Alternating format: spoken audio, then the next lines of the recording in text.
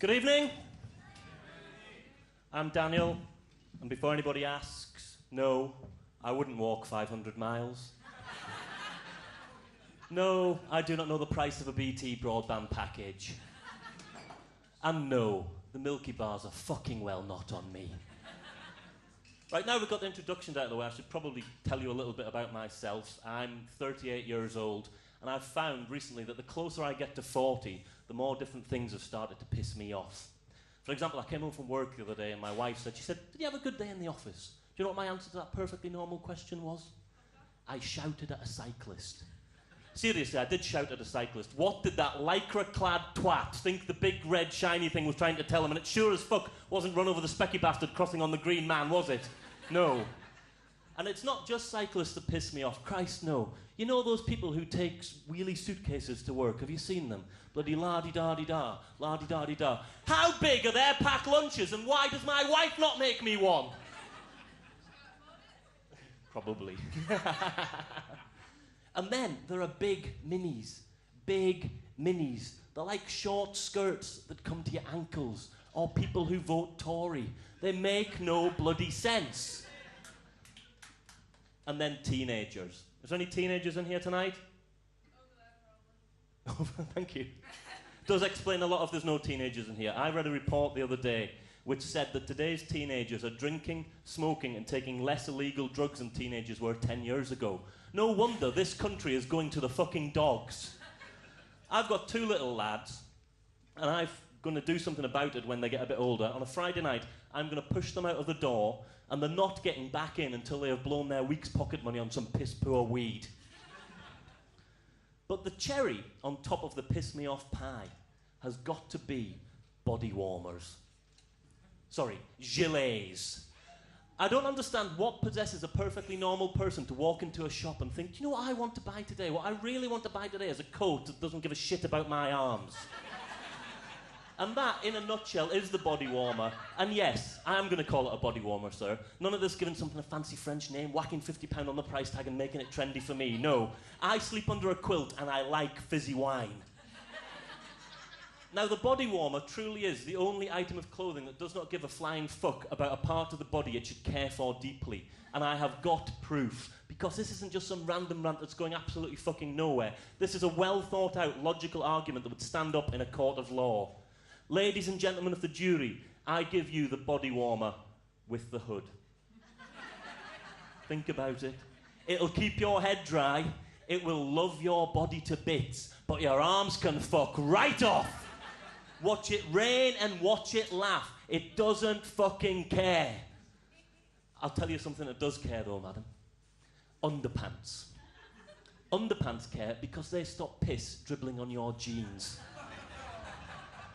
Jogging pants care as well because jogging pants give an air of fitness to even the fattest of fucks. And stockings. Stockings make ladies' legs look lovely every single time, and they help bank robbers. But the body warmer is just an uncaring bastard. All right, I will give you the fact that it'll keep your body warm.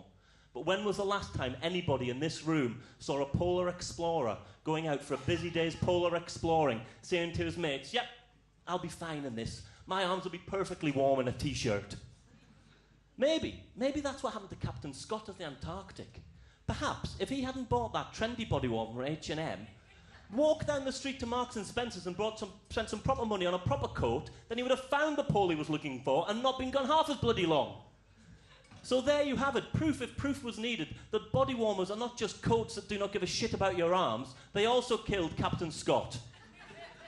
And I'm fairly bloody sure Princess Di was wearing a body warmer when she died.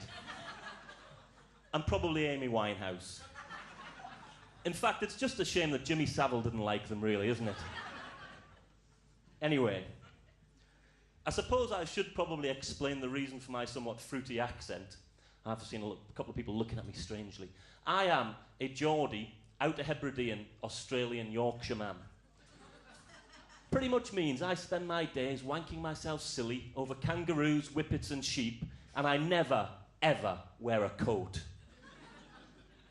I'm not actually joking about where I'm from. I grew up in the Outer Hebrides, which are a chain of islands just off the northwest of Scotland. Geography and stand-up comedy. bloody value for money there, isn't it?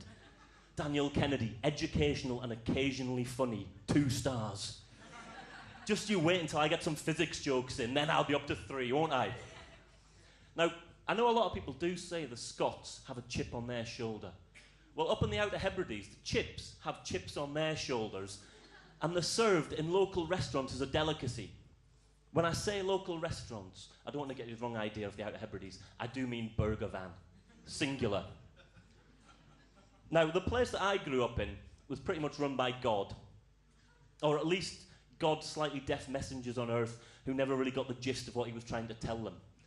So on a Sunday, an army of old men would shuffle ever so slowly to the town's only park. In order to try and stop the heathens having any kind of fun, they would tie up the swings. Seriously, they tied up the swings. Now, I'd never quite understood the link between swings and Satanism, but in my youth, I kind of assumed that there must be one, otherwise what was the point of stopping people swinging on a Sunday? Now, ironically, these days, I spend most of my Sunday mornings in the park with my kids, and when I'm pushing them backwards and forwards on the swings, my mind starts to wander, and as they scream, higher, higher, I think, well, if I did push you higher and faster and faster and harder, till eventually you went right over the top, would the doors of hell slide open? Would Beelzebub rise from a fiery pit? Would I hear the shuffle of feet behind me? Feel a tap on my shoulder and a voice saying, "Don't say we didn't warn you!" I think that was funnier in my head, to be honest. Strangely, having had such a weird religious upbringing, I'm not actually a religious person these days. Although I don't have anything against religious people or organised religion, or the fact that it, probably more than oil, is the primary cause for most wars in the day. Most wars in the world today. That was hard to get out, wasn't it? The reason I'm not into religion is the fact that the path of the righteous man is beset on all sides by people having shitloads more fun. I realise that's a very, very shallow foundation on which to build a life philosophy, but I am 38 years old. I think I deserve to be shallow, and believe you me, I am. The reason I became a dad had nothing to do with the fact I wanted to have children and raise them up into strong, upright people who could go out into the world and do some kind of good. I became a dad because I was bored with TV. And I thought, well, if I have children, I've got entertainment on tap 24 hours a day, 7 days a week. I have found out since that they are more expensive than Sky. But occasionally, ever so occasionally, they are very, very funny. The other day, they've learned how to do rhyming, and we've had possibly minutes of fun with rhyming. They say car, I say car, they say bar. I say van, they say man. I say moo, they scream poo! Unfortunately, they tried to show off their new rhyming skills at nursery the other day when they were out on a trip. They were on a punt feeding the ducks. It did, though, get me my first letter home from nursery, which is quite good because they are only 2 and 4 years old. It went, "Dear Mr. Kennedy, we have received a couple of concerns about inappropriate language being used by children in the preschool room. As we all well know, children easily pick up and repeat words that are used in the house. Therefore, please be extra vigilant, as this sort of behaviour cannot be fucking accepted." Rhyming does lead me very nicely into this next bit, which is a poem. Here we go. I woke up early today.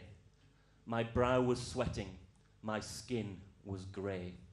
In an instant I knew I was all set to do a truly magnificent poo.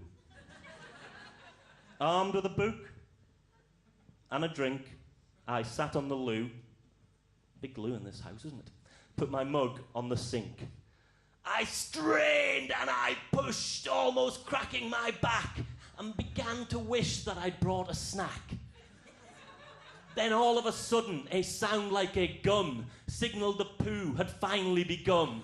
This king of the dumps, which starts as a fart, is truly, seriously shit as art.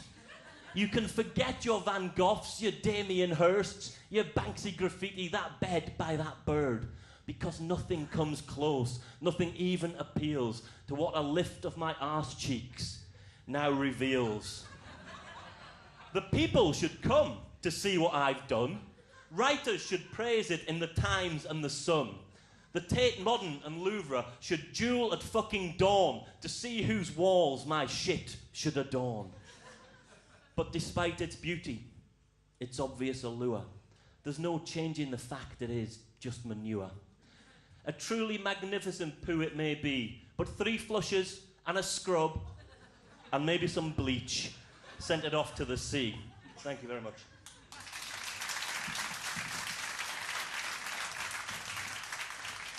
I am pretty much finished now, but before I go, can I just remind you that the next time any of you are in a shop, love your arms, say no to body warmers, and yes to life. I've been Daniel Kennedy. I'm off to McDonald's for a Horseburger Happy Meal. Good night.